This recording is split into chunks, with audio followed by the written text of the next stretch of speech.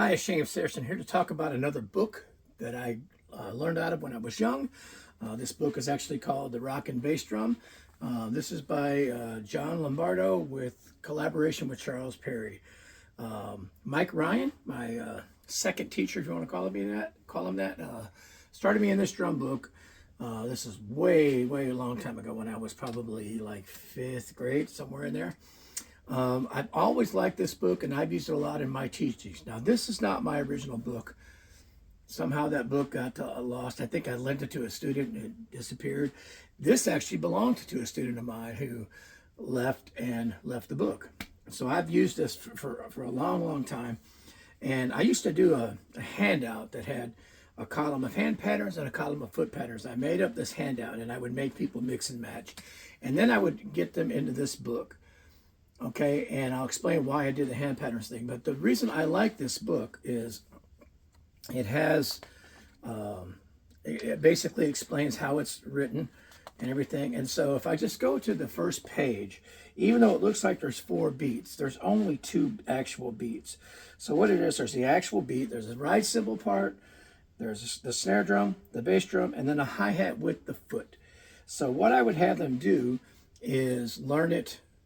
Ignore the hi-hat foot part first. Learn the beat on the cymbal and on the hi-hat. And then apply the left foot hi-hat part. So they could learn to play it with and then move the hand to the hi-hat from the cymbal to the hi-hat with an opening, without an opening, so they could see how that would work. I felt that when people did nothing but always do 2 and 4 of the hi-hat, sometimes they couldn't stop doing that. So that's why I did that. And then also it has what they call the bass drum key, where it shows how the main hand, the ride hand, in this case the right hand, lines up with the bass drum. And this gets the bass drum off of the beat in the E's and Uh's spot. And the first 28 pages or so are nothing but that, with a snare drum only on 2 and 4.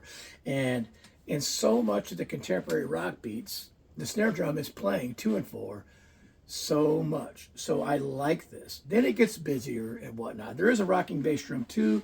Not as much of a fan. I feel like it's good for your coordination, but I feel like it gets a little too busy for practical use. And then I would take that hand page that I had made up and have them apply those hand patterns to each of these beats. So that's why I like this book so much, and I just have always liked it. I feel like it's really practical. A lot of people might say, well, how can you take a book that was written in the late 60s or early 70s and think that it applies today? It does still apply. So one of my favorites, I'm assuming it's still by Alfred, The Rock and Bass Drum by John Lombardo. And I would still recommend this any moment, any day, any time to a student. Great book.